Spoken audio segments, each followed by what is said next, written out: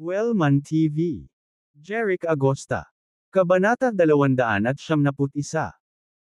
Kinabukasan, nagpadala si Liam ng mga liham sa iba't ibang sekta ng martial arts sa Cakehaven, na ipinakalat ang balita tungkol kay Jeric na nagtataglay ng treasure map at nagregalo ng isang pambihirang piraso ng Renaissance art mula sa King's Treasure kay Ken, kasunod ng planong inilatag ni Kenji. Sa pagtanggap ng magkasanib na sulat mula kay Liam at David, ang lahat ng mga martial arts sects ay napukaw, dahil walang balita tungkol sa treasure map sa loob ng mga dekada. Ang biglaang muling paglitaw ng impormasyon tungkol sa treasure map ay hindi maaaring balewalain ng Oakhaven martial arts sects. Nang sumunod na gabi, sunod-sunod na dumating sa Anderson Manor ang ilang mamahaling sasakyan. Mula sa mga kotse na ito ay lumitaw ang makapangyarihang mukhang matanda at nasa katanghaliang gulang na mga lalaki, na ang kilos ay nagpahayag sa kanila bilang mga master ng martial arts. May mga humigit kumulang 10 hanggang 15 tao sa kabuuan. Sa katunayan, sila ang mga pinuno at presbyter ng 6 na sekta mula sa Oakhaven. Ang mga ito ay mga mahahalagang figure mula sa bawat sekta, na personal na dumarating dahil sa kahalagahan ng balita tungkol sa treasure map.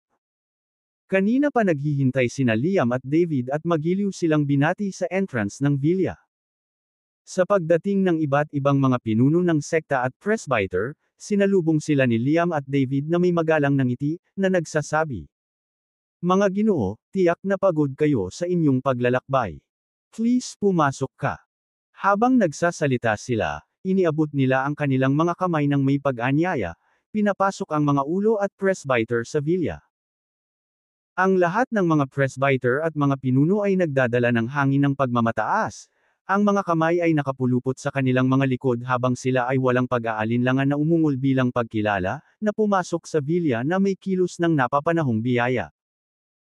Bagamat medyo hindi nasisiyahan sina Liam at David sa pagmamataas na ipinakita ng mga ulo at presbyter na ito, kailangan nilang panatilihin ang isang magalang na ngiti dahil sa plano ni Kenji, na nangangailangan ng paglahok ng mga pinuno ng sekta na ito laban kay Jeric at sa pamilya ng Philb.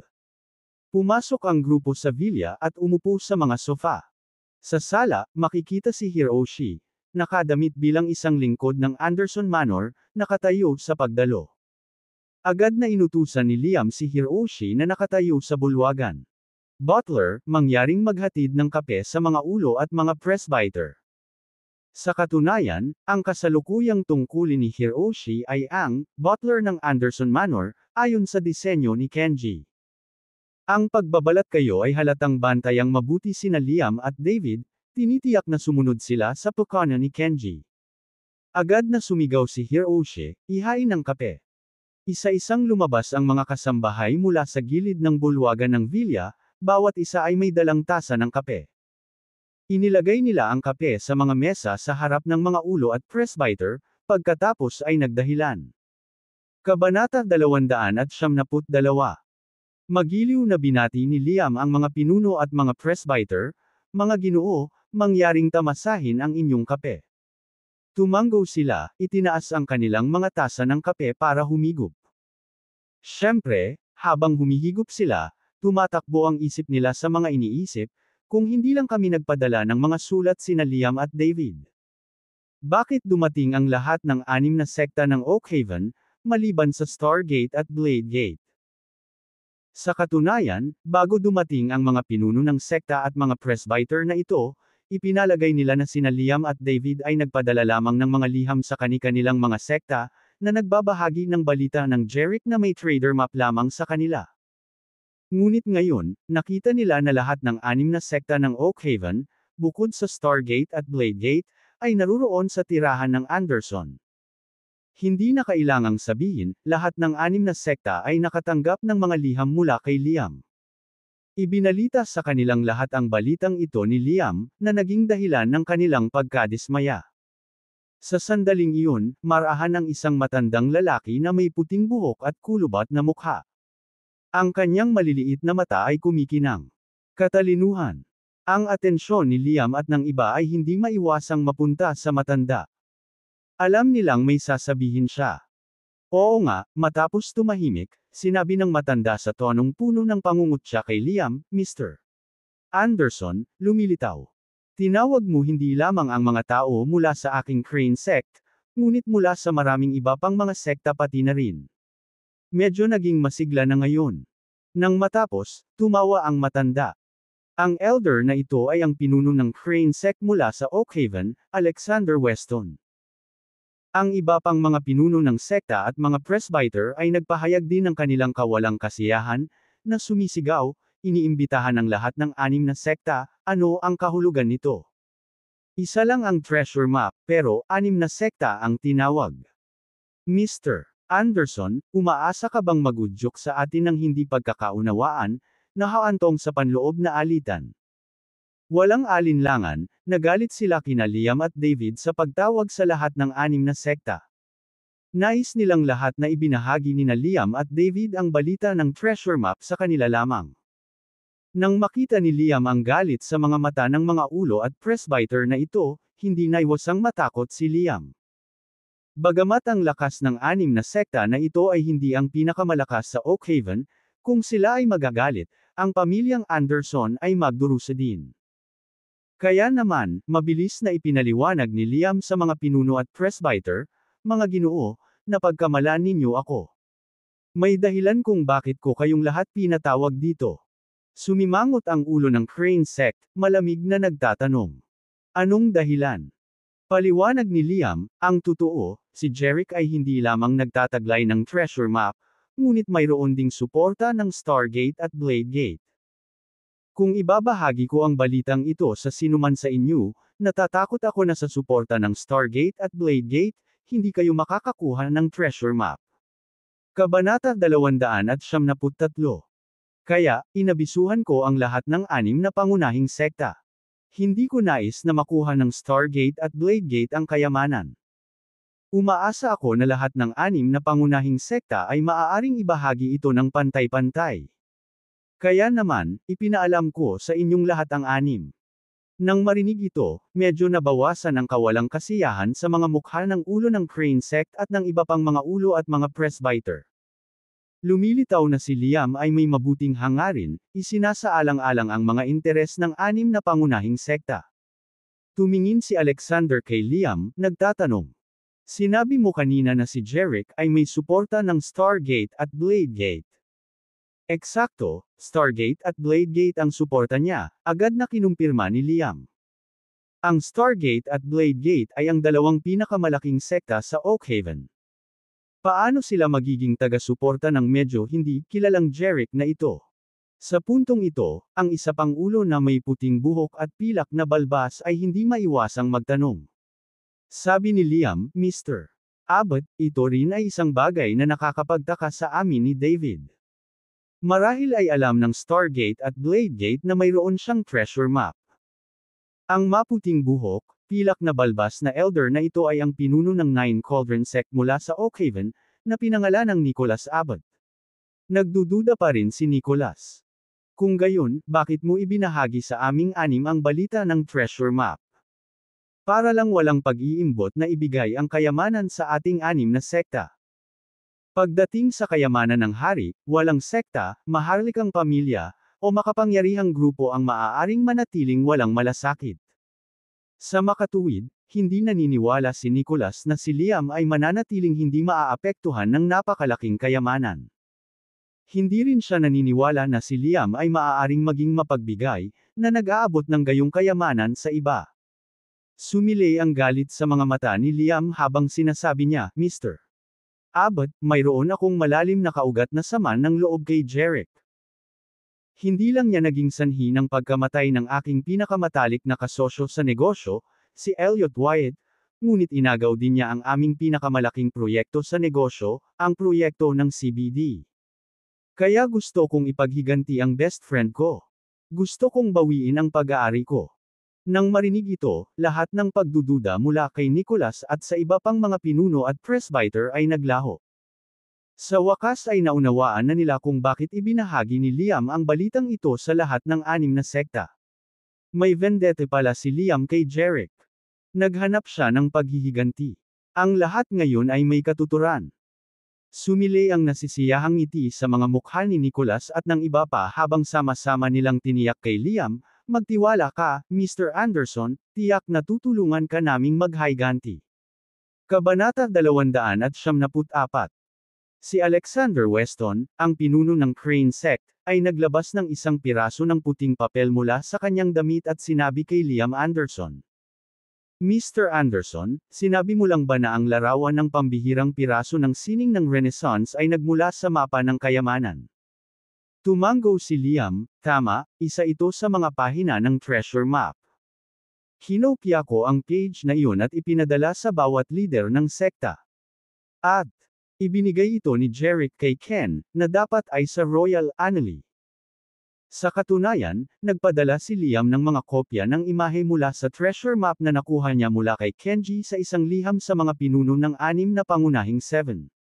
Mr. Anderson, maaari ko bang itanong kung saan mo nakuha ang larawan?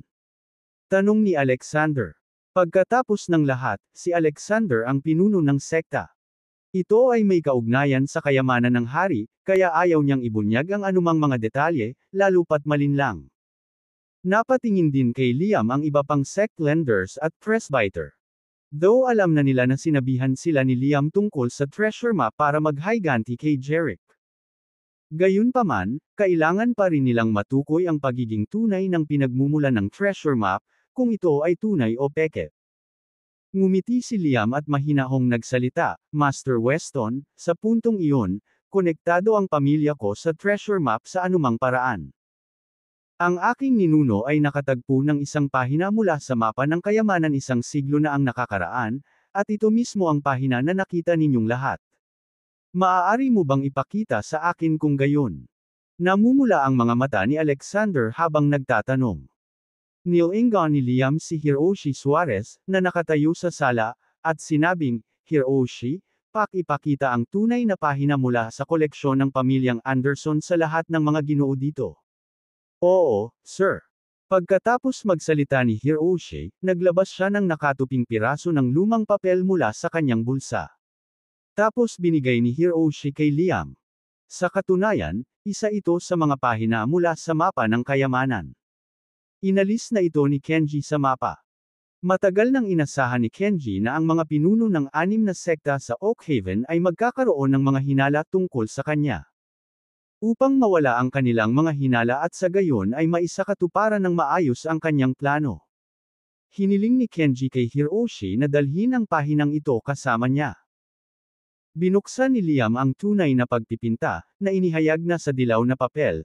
Ang mga bihirang piraso ng sining ng Renaissance ay lumitaw na matangkad, na ang mga kulay ng pattern ay nananatili pa rin ang kanilang pagiging bago. Ito ay malinaw na ito ay isang tunay na piraso. Si Alexander at ang iba pang mga pinuno ng sekta at mga presbyter ay pinawi din ang kanilang mga pagdududa. Bagaman walang questionable ang pinagmulan nito, gusto pa rin naming tingnan ang pirasong nakuha ni Ken, sabi ni Nicholas Abbott. Tumango rin ang iba pang 5 leader ng sekta bilang pagsang-ayon. Mapapatunayan lamang nila na si Jerick ay nagtataglay ng mapa ng kayamanan at natuklasan ang kayamanan ng hari sa sandaling ang piraso. Kabanata 275. Binigay kay Ken ay tumugma sa imahe mula sa kayamanan. Mungkahi ni Liam. Mga ginoo, napakalayo ng paglalakbay, at medyo napagod kami sa aming paglalakbay sa mansyon. Paano kung bumisita tayo sa tirahan ng Davis bukas para humingi ng kumpirmasyon? Tumango si Alexander at iba pang pinuno ng sekta. Dahil ang pambihirang piraso ng sining ng Renaissance ay nasa tirahan ng Davis, hindi na kailangang magmadali. Pagkatapos, hiniling ni Liam sa mga kasambahay na pangunahan ang lahat ng pinuno ng sekta at presbyter sa kani-kanilang silid sa asyenda. Maaga ng sumunod na umaga sa Davis Manor. Si Ken, na nakasuot ng puting exercise suit, ay nag-ehersisyo sa likod bahay sa umaga. Pagkatapos ay nagmamadaling lumapit si Harrison at sinabing, si tatay, sina Liam at David ay nagdala ng mga tao mula sa 6 na pangunahing sekta ng Oakhaven, at gusto nilang makipagkita sa iyo. Agad na itinigil ni Ken ang kanyang pag-eehersisyo sa umaga. Bahagya siyang kumunat ang noo at hindi makapaniwala. Sinabi mo bang nagdala sina Liam at David ng mga kinatawan mula sa 6 na pangunahing sekta ng Oakhaven upang makita ako? Tumango si Harrison. Oo, nakarating na sila sa mansyon. Noon lang napagtanto ni Ken na nagsasabi ng totoo ang anak niya, pero mas lalo siyang naguluhan. Bakit sila dinala ni na Liam at David para makita ako? Sinabi nila na nalaman ng mga pinuno na nakakuha ka ng isang mahalagang piraso, kaya tumingin sila, sabi ni Harrison. Puno ng pag-aalala ang mga mata ni Ken. Ang piraso na ibinigay ni Jerick ay ang kanyang mahalagang kayamanan. Paano siya magiging handa na ipakita ito sa iba ng ganoon kadali? Gayunpaman, dahil narito ang 6 na pangunahing pinuno ng sekta ng Oakhaven, hindi niya sila maisasara. Kahit na siya ay mula sa pinakamayamang pamilya sa Vista Verde, hindi siya magiging kaaway sa mga martial arts sects na ito. Kung tutuusin, hindi madaling harapin ang mga martial arts sect na ito. Siyempre, kahit na handa si Ken na ipakita ang kanyang pambihirang piraso ng Renaissance art para humanga ang mga pinuno ng 6 na pangunahing sekta. Nag-aalala rin siya na pagtakpan nila ito. Kung gusto nilang kunin ang piraso, dapat ba niyang ailay ito sa kanila o hindi? Ang problemang ito ay medyo masakit sa ulo. Sinabi ni Ken kay Harrison, "Tara na at tingnan natin." Makalipas ang 1 oras. Sa sala ng villa, natapos ni Alexander, ang pinuno ng Crane sect na si Nicholas, ang pinuno ng Nine Cauldron sect, at ang iba pang mga pinuno at presbyter na pinahahalagahan ang pambihirang piraso ng sining ng Renaissance ni Ken. Pagkatapos nilang magpasalamat kay Ken ay nagpaalam na sila at umalis na. Pinaalis sila ni Ken at Harrison sa villa at pinanood ang mga pinuno ng 6 na pangunahing sekta na umalis sa kanilang mga sasakyan. Kabanata 276. Nakahinga ng maluwag si Ken Binalay. Buti na lang at hindi nangyari ang inaalala niya. Talagang pinahahalagahan nila ang sining ng Renaissance, nang walang iniisip na ang kina nito bilang kanila. Gayunpaman, may mga pagdududa pa rin si Ken sa kanyang puso, at nakakunot ang kanyang noo habang tinanong niya ang kanyang anak, "Harrison, hindi ka ba nakakapagtaka na ang si leader at presbyter mula sa 6 na pangunahing sekta sa Oakhaven ay biglang naisip ang pumunta dito sa..." Alam ni Ken na ang malalaking kuha ng mga sekta ng martial arts na ito ay bihirang magpakita na maliban kung may mahalagang bagay. Higit pa rito, ang presensya ng lahat ng mga pinuno at presbyter ay medyo kakaiba. Sabi ni Harrison. Siguro sinabi sa kanila ni Liam at David na nakakuha kamakailan ng isang piraso ng top-grade Renaissance art. Estranghero pa yan. Kadalasan, kahit ako, ang pinakamayamang tao tulad ng lungsod na ito, ay hindi madaling anyayahan sila. Paano nagawa ni Liam at David na gawin ito sa mga lider ng sect na ito? Natarante si Ken. Natarante rin si Harrison sa sinabi ng kanyang ama. Ayon, paano maimbitahan ni Liam at David ang 6 na pinuno ng sekta? Ito ay sobrang kakaiba. Nararamdaman ko na may isang bagay na hindi natin alam sa likod ng lahat ng ito, tumingin si Ken kay Harrison at sinabi. Hindi napigilan ni Harrison na tumango bilang pagsang-ayon. Ngunit ano nga ba ang nakatago sa likod ng lahat ng ito? Hindi nila maisip ito. Sa Anderson Manor. Matapos makabalik sa mansyon, umupo sa sofa sa sala sina Liam, David, Hiroshi, at ang mga mula sa 6 na pangunahing sekta. Nagliwanag ang mga mata ni Alexander, Nicholas, at ng iba pang mga pinuno ng sekta. Hindi maitago sa mga mukha nila ang saya. Bueno, pagkatapos ng personal na pagtatasa ng Renaissance ng isang sining sa tirahan ng Davis, sila Mapa ay sigurado na ito ay nakalista sa kayamanan. Sa ganitong paraan, makumpirma na si Jerick ang nagtataglay ng mapa ng kayamanan at natagpuan ang kayamanan ng hari. Mr. Anderson, nakita namin ang Renaissance art ni Ken at nakumpirma na si Jerick ang nagtataglay ng treasure map. Ngayong gabi, pupunta tayo sa tirahan ng mga field, kunin ang mapa ng kayamanan, at papatayin si Jerick para ipaghiganti ka. Sabi ni Alexander, ang pinuno ng Crane sect, na may malamig na ngiti. Agad na napaluha sina Liam at David sa pasasalamat at sinabing, "Salamat, Master Weston." Kasabay nito, sa loob ng Fields Manor. Lumapit si Helene sa pinto ng kwarto ni Jerick at kumatok. Gumising ka Jerick, sleepyheader ka. Ito ay halos 10:00 sa ina, ngunit Jerick ay pa rin sa kama. Kabanata 277. Siguradong tamad si Jeric. Nang makitang walang tugon mula sa loob, binuksan ni Helene ang pinto at pumasok. Ngunit wala na si Jeric sa silid. Walang tao sa kama. Pagkatapos, damapo ang tingin niya sa mesa, at may nakita siyang note doon. Lumapit siya at kinuha ito para tingnan. Ang tala ay naglalaman ng isang linya ng teksto, "Helene, kailangan kong bumalik sa Oakhaven para sa isang bagay. Pupunta ako sa iyo sa loob ng ilang araw. Signed, Jeric, love you forever." Matapos basahin ang tala, hindi napigilan ni Helene na itapak ang kanyang mga paa nang may hinanakit at sinabing, "Damn Jeric, iniwan mo ako." At bumalik ulit sa Oakhaven. Malapit na. Pagkatapos kumain, nakaupo sa sofa sa sala sina Graham at Helene, umiinom ng kape. "Helene, bumalik ba si Jeric sa Oakhaven?" Tanong ni Graham nang mapansin niya ang malungkot na mukha ni Helene. Ang mayordomo, si Murdoch, ang nagsabi sa kanya na bumalik si Jeric sa Oakhaven. Marahang tumanggo si Helene. "Oo, bumalik siya sa Oakhaven." Sinabi ni Graham, "Well, Helene, si Jeric ay isang batang talento na may 10 bilyong dolyar. Siguradong maraming mayayamang dalaga ang tumitingin sa kanya. Dapat kang kumapit ng mahigpit kay Jeric at pigilan ang ibang mga kabataang babae mula sa mayayamang pamilya na kunin siya." Nagpout si Helene at bahagyang nagpahayag ng hinaing, "Sana manatili siya sa tabi ko sa lahat ng oras, pero sobrang abala siya ngayon. Ano ang magagawa ko?" Ngumiti si Graham. "Ayos lang. Kailangan mo lang na humanap ng tamang oras para pumayag si Jeric sa pakikipag-ugnayan sa iyo. Kung magiging fiancé ka niya, ang ibang mga kabataang babae mula sa mayayaman at maimpluwensyang pamilya ay hindi magkakaroon ng pagkakataong agawin siya." Isang engagement. Gulat na napatingin si Helene sa kanyang ama. Hindi niya inaasahan na mas balisa pa ang kanyang ama kaysa sa kanya. Gayunpaman, kung talagang nakipagtipan siya kay Jeric, wala siyang tutol. Sa kabaligtaran, siya ay higit sa payag. Sa pag-iisip nito, namula si Helene. Nang makita ito, walang alinlangang naunawaan ni Graham ang damdamin ng kanyang anak. Sabi niya kay Helene, "Kung nahihiya kang kausapin siya, hayaan mo akong kausapin siya. I don't believe na hindi niya gugustuhing makipag-engage sa iyo just based on the current state of iyong relasyon."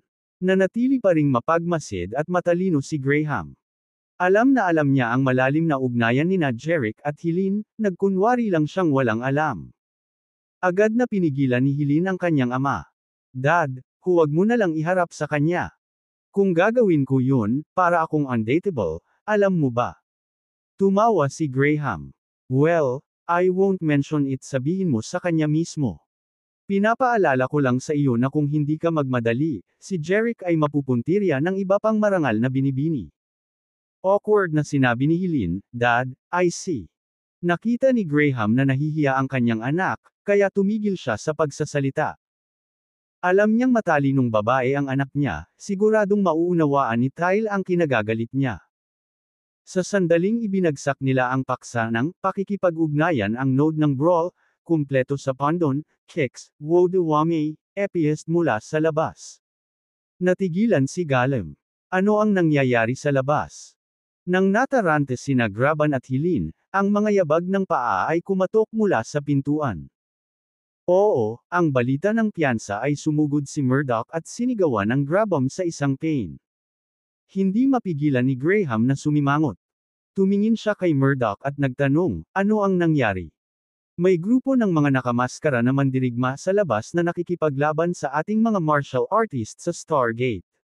Mga nakaimpake na Warren ay may mataas na kasanayan, at ang ating mga tauhan ay walang kapares sa kanila. Sila ay bumabagsak sa atin ng isa-isa." Sa puntong ito, sabik na sinabi ni Murdoch kay Graham, "Sir, runt it must be the Suarez who come to get ang mga martial artist mula sa pamilya Suarez." Nagulat si Graham. Kahit na natalo ang Suarez Group kay Comer sa labanan para sa mga dares ng minahan ng ginto ng Davis Group. Hindi mahalaga kung gaano kagalit si Kenji kay Jeric, imposible para sa kanya na hayagang salakayin ang Fields. Umuulit. Higit pa rito, ang Suarez Group ay nagkawatak-watek, at si Kenji ay isang takas mula sa pulisya. Bago pa siya makapag-isip, narinig niya ang mga ingay ng away sa labas na biglang huminto. Hindi na kailangang sabihin, ang banda sa labas ay tapos na. Pagkatapos, papalapit ang mga yabag sa isa't isa. Sa isang iglap ay mabilis na pumasok ang mahigit 20 lalaki na nakatalukbong ng itim na maskara at tanging mata lang ang nakikita. Ang sala. Si Graham at Helene ay hindi makaalis kahit gusto nila. Nagulat man si Graham ay pinilit pa rin niyang kumalma. Tumingin siya sa mga lalaking nakamaskara at nagtanong, sino ang iyong ano ang maaari kong gawin para sa iyo? Hinahanap ko si Jeric Agosta. Nasaan siya? Isang lalaking nakamaskara ang tumitig kay Graham at nagtanong.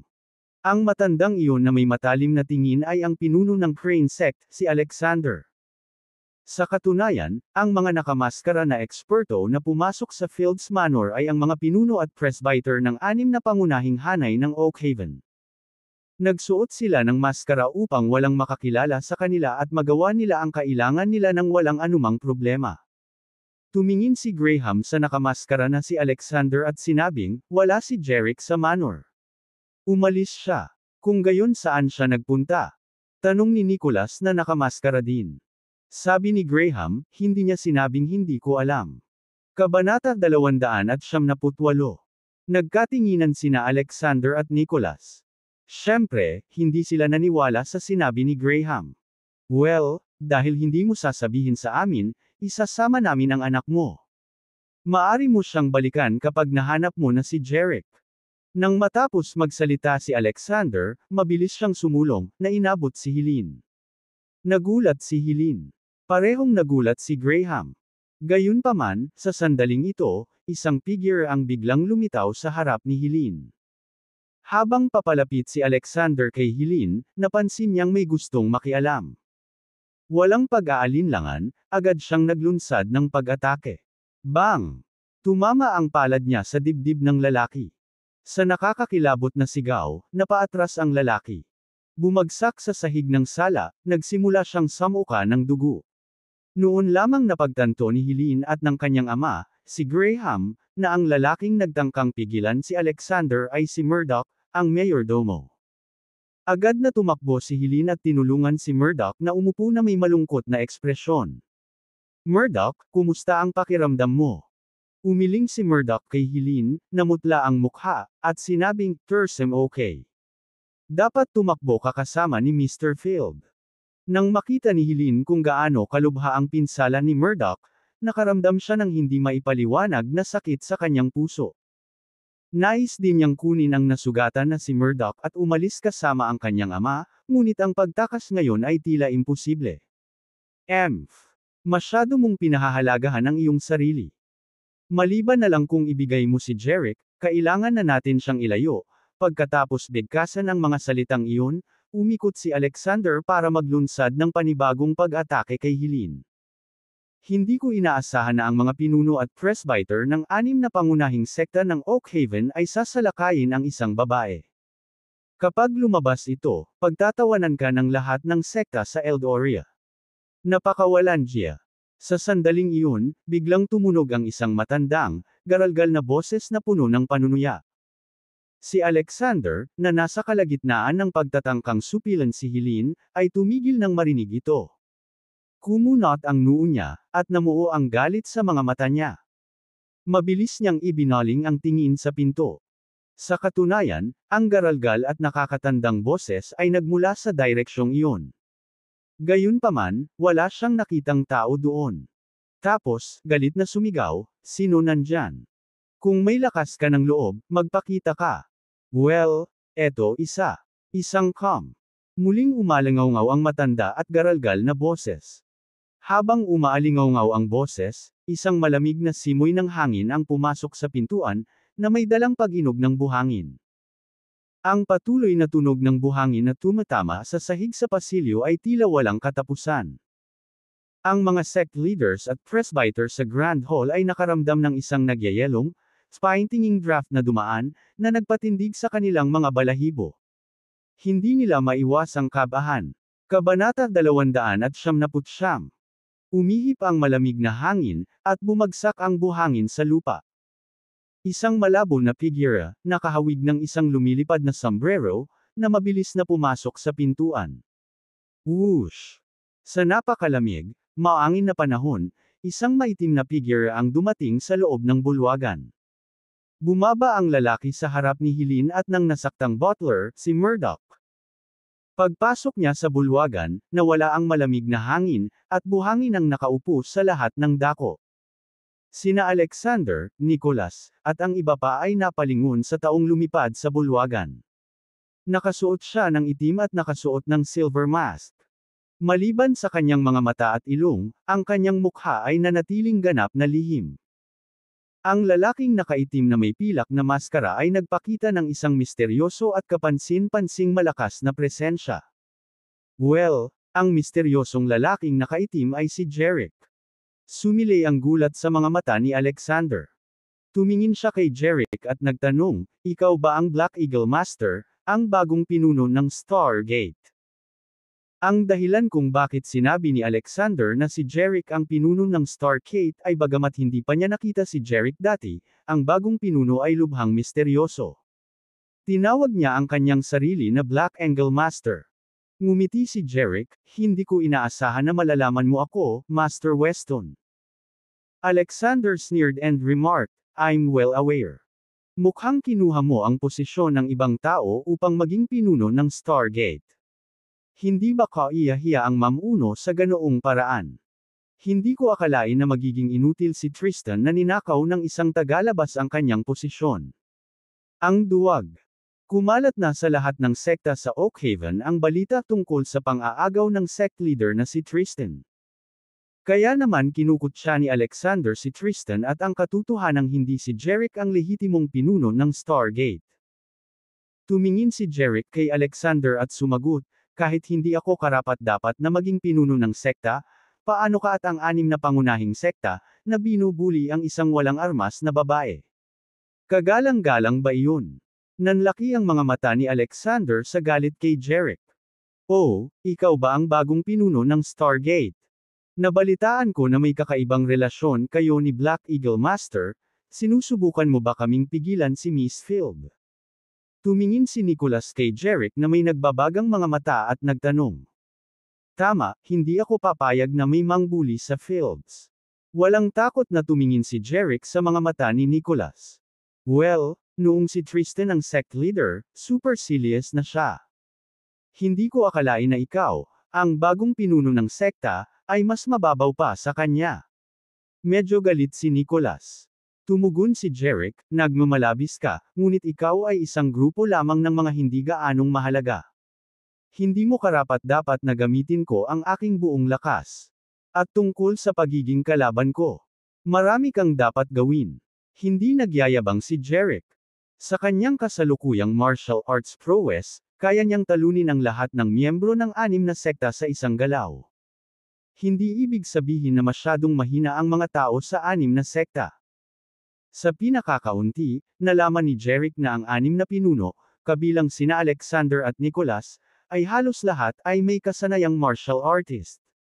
Sa pangunahin at intermediate na antas. Maging ang mga presbyter na iyon ay mga top-notch internal force martialists. Sa ganoong lakas, maaari na silang ituring na mga martialists.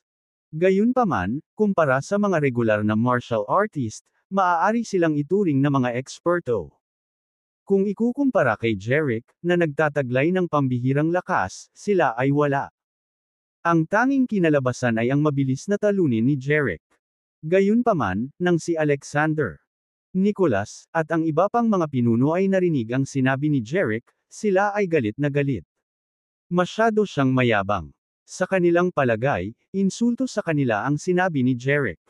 Gaano man kaina ang 6 na sekta, hindi sila mahina gaya ng sinabi ni Jerick. Ang mas ikinagalit nila ay sinabi ni Jerick na malayo sila sa pagiging kapareha niya. Nakakahiya. Bueno, tingnan natin kung ano ang magagawa mo ngayon.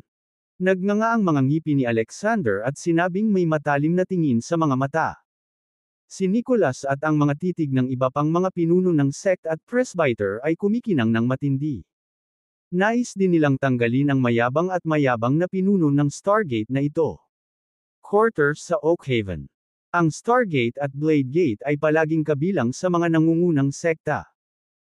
Ang dalawang sekta ay palaging nangunguna sa dalawa sa Oakhaven, na pinipigilan ng mahihinang mga sekta gaya ng Crane Sect at Nine Cauldrons Sectle. Ngayon, nagkaroon ng ginintoang pagkakataon upang maalis ang Black Eagle Master. Iiwan nito ang Stargate na walang pinuno at kalaunan ay bubuwagan ng sekta, na ginagawang hindi nito makontrol o pigilan ang anim na pangunahing sekta. Sa pagbagsak ng Stargate, ang ilang mga sekta sa kanila ay magkakaroon ng pagkakataon na humakbang sa dating posisyon ng sekta at makipaglaban para sa isang pwesto sa dalawang nangungunang sekta sa Oakhaven. Atake, mabilis na napagkasunduan ng mga pinuno sa pamamagitan ng pakikipag-eye contact at naglabas ng utos. Mabilis silang humakbang at pinalibutan si Jerick. Kasabay nito, pinalibutan din nila sina Helene at Murdoch. Nang makita ni Graham na ang kanyang anak na babae ay napapaligiran ng mga tao ng anim na pangunahing sekta, natural siyang nag-aalala tungkol sa kanya. Gayunpaman, si Graham ay hindi isang martialista, kaya hindi siya nang ahas na sumugod para iligtas si Helene. Maaari lamang niyang ipin ang lahat ng kanyang pag-asa kay Black Eagle Master. Si Jerick ay nanatiling tahimik sa kabila ng napapaligiran ng anim na sekta. Nang makitang kinakabahan sina Helene at Murdoch, inaliw sila ni Jerick, "Huwag kayong matakot. Nandito ako. Hindi nila kayang saktan ka." Nang marinig ito, nagalit lahat sina Alexander, Nicholas, at ang iba pang mga pinuno. Napakayabang talaga ng Stargate leader na ito.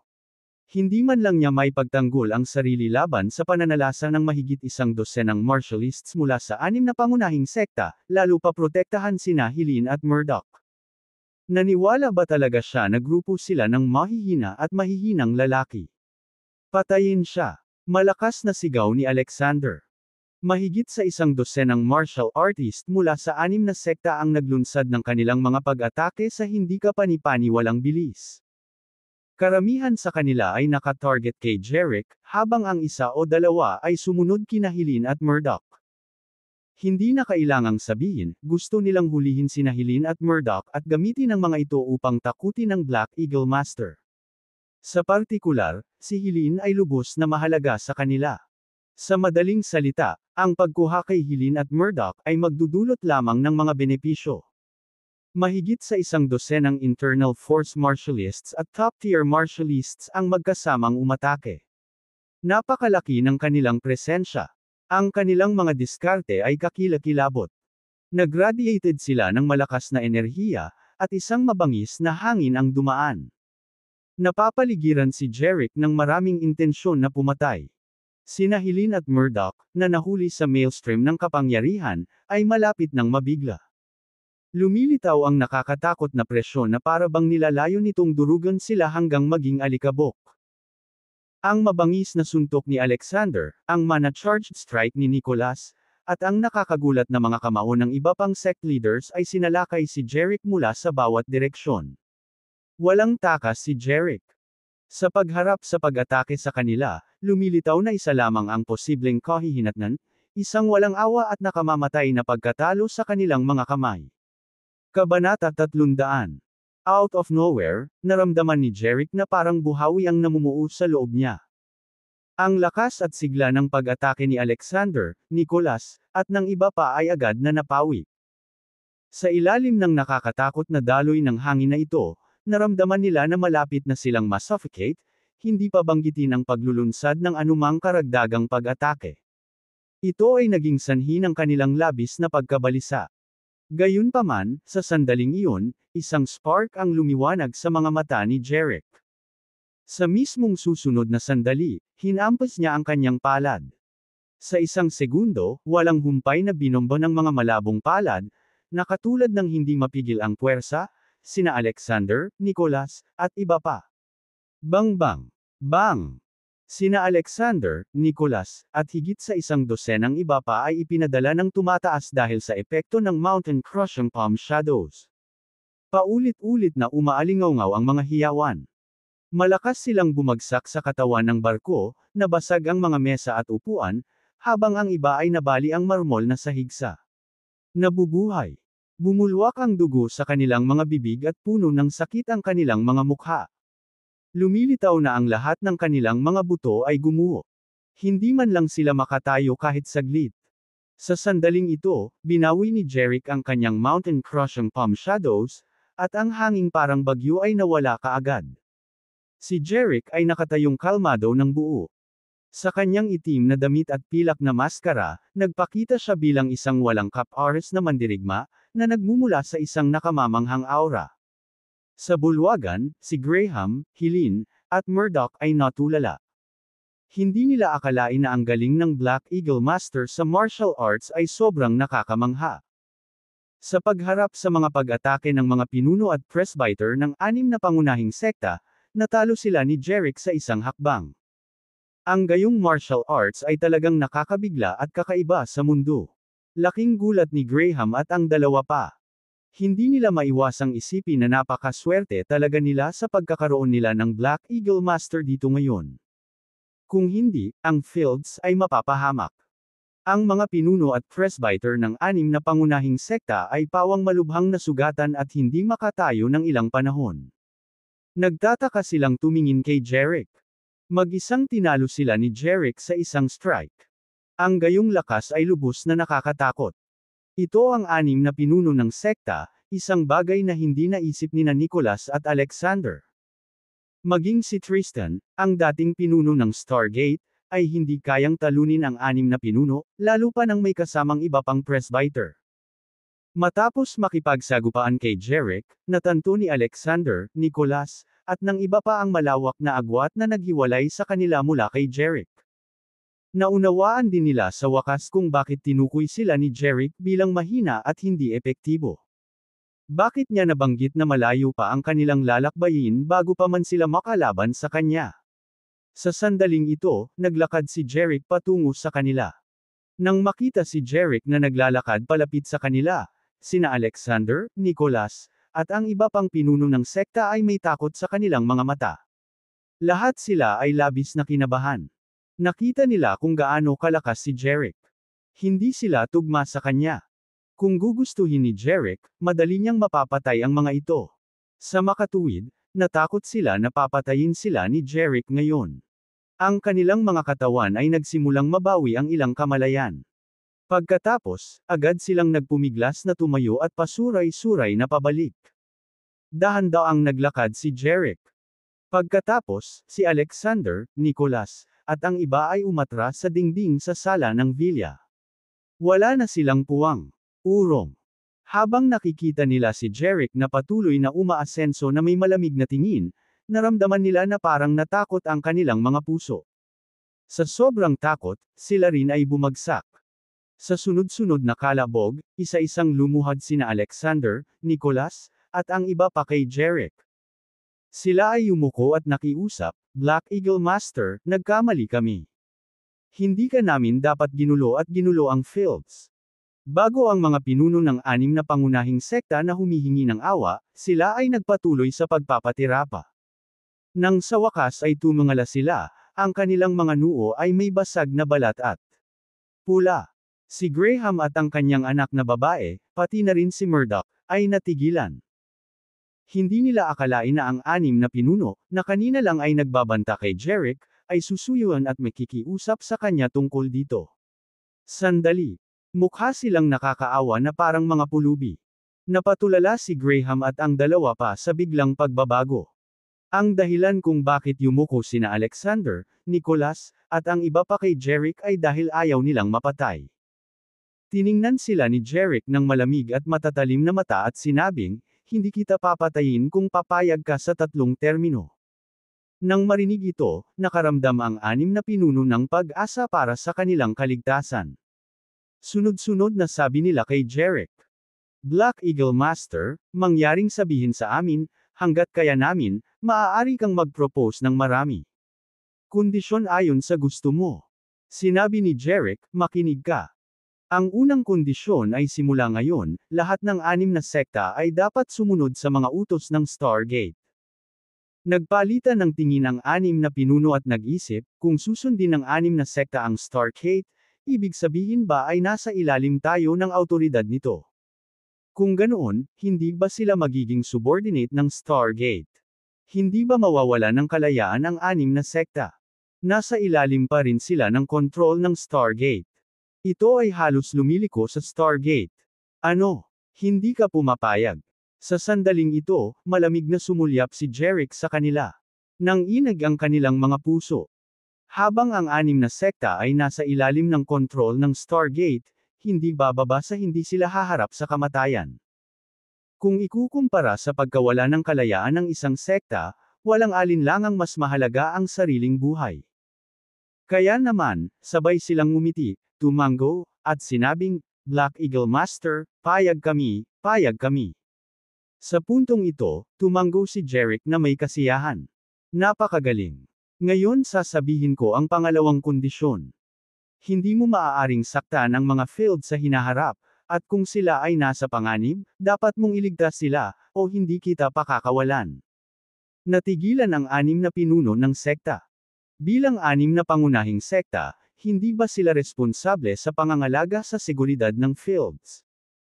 At saka, kung may nangyari sa fields, kailangan nilang managot. Hindi ba ito masyadong mapang-api? Naisip nila. Sa kabila ng magkakaibang opinyon ng anim na pinuno ng sekta, mayroon ba talaga silang pagpipilian? Walang choice.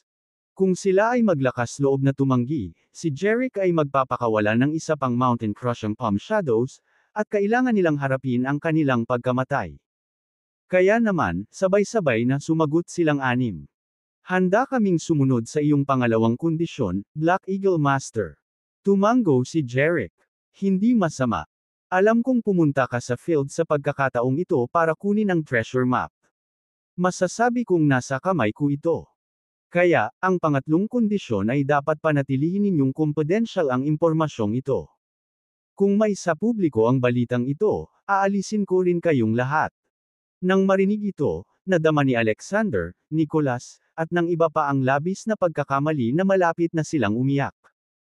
Kailangan nilang managot sa nangyari sa fields. Ngayong nalik na ang balita ng treasure map, kinailangan nilang managot. Anong pambihirang kalagayan?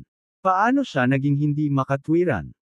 Maingat na sinabi ni Alexander, ibinahagi sa amin ni Black Eagle Master, Liam at David ang impormasyon tungkol sa mapa ng kayamanan.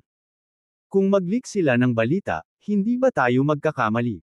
Malamig na sinabi ni Jerick, pagkatapos ay mag-isip ng isang paraan upang maiwasan ang paglabas ng balita ng dalawa. Nang marinig ito, agad na naunawaan ni Alexander, Nicholas, at ng iba pa. Siyempre, alam nila na ang taong hindi kailanman maglalabas ng balita ay maaaring patay na tao lamang.